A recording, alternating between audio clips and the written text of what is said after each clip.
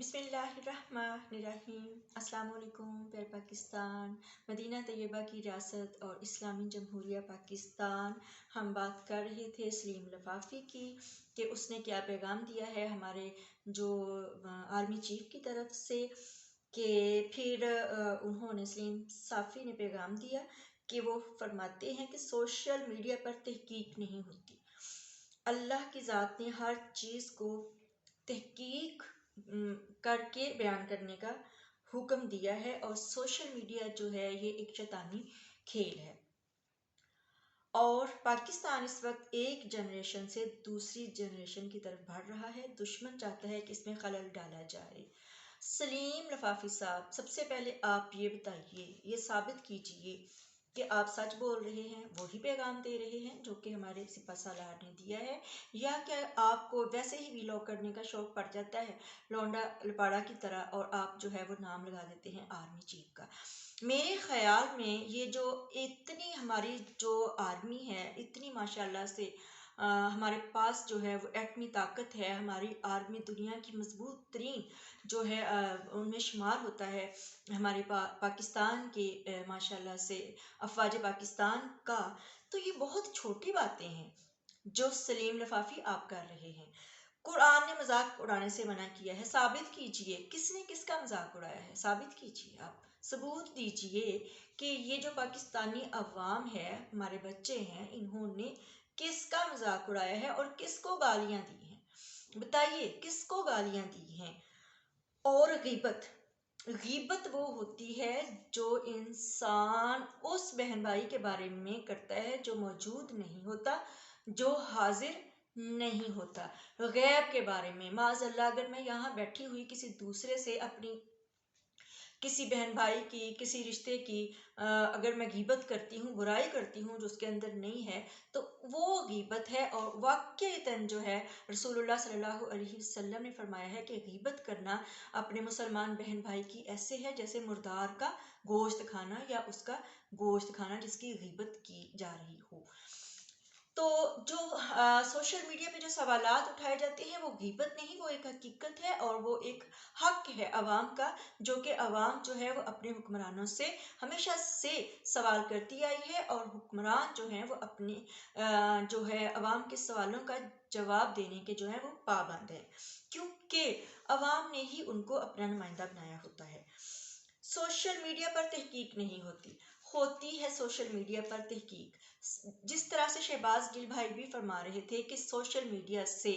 لوگ وہ بچے سیکھتے ہیں، اگر اس کا اچھا استعمال کیا جائے تو قرآن مجید کی آیات، قرآن پاک کی تفسیر، اور اس کے علاوہ جتنے بھی احادیث سے مبارکہ آپ ایک سیکنڈ میں نکال لیں۔ آپ کے پاس اگر بک نہیں ہے، حدیث سے مبارکہ کی، مشکوٰۃ شریف نہیں ہے، بخاری شریف نہیں ہے، تو آپ اگر ایک سیکنڈ میں نکالیں احادیث مبارکہ، تو آپ اپنے پیارے اور پاک نبی صلی اللہ علیہ وسلم کے بارے میں بہت کچھ جان سکتے ہیں، اور پھر آپ کے اندر اگر گیٹس ہیں، آپ بول سکتے ہیں، تو احادیث کو، فرمان نبوی صلی اللہ علیہ وسلم کو آگے بھی پہنچا سکتے ہیں۔ تو تحقیق جو ہے وہ ایسی بات نہیں ہے کہ تحقیق کے بغیر جو ہے وہ کوئی جو ہے وہ پاکستانی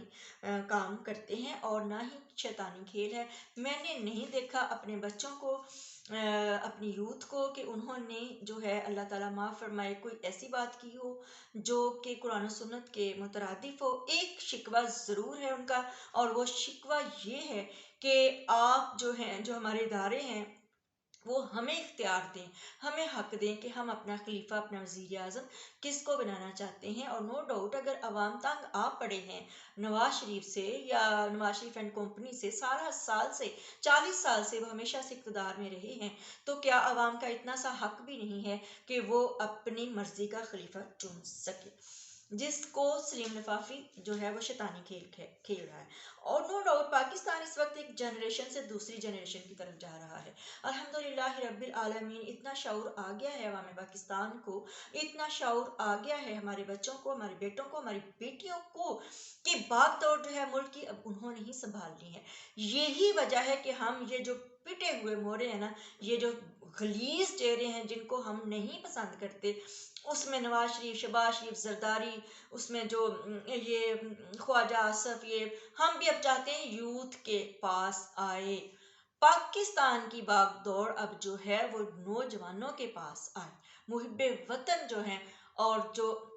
जो हमारे जवान हैं उनके पास आए। और नो डाउट वाकईतन ये एक मरहला है, ये एक अमल हो रहा है, हकीकतन ऐसा ही हो रहा है। जो हमारे लीडर हैं हकीकतन वो अब इस मुल्क की भाग दौड़ जो है वो पाकिस्तान की यूथ को सौंपना चाहते हैं और बताना चाहते हैं कि जो हैं पाकिस्तान के जो माशाल्लाह से जो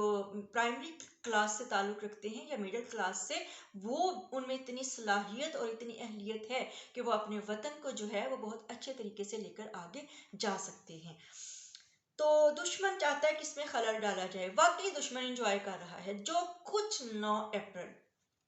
2022 से जब अदालतों ने और जब हमारे साबका आर्मी चीफ ने जब हमारे लीडर को मुंतखब वजीर आजम को जब निकाला, तो यकीनन जो है इसका दुश्मन फ़ायदा उठा रहा है। सबसे बड़ा जो दुश्मन है हमारा वो नो डाउट वो है भारत है, इंडिया है। आप खोलें और देखें कि इंडिया का जो एक शायद जनरल है, मेजर है, वो क्या कह रहा है, वो इंजॉय कर रहे हैं और वो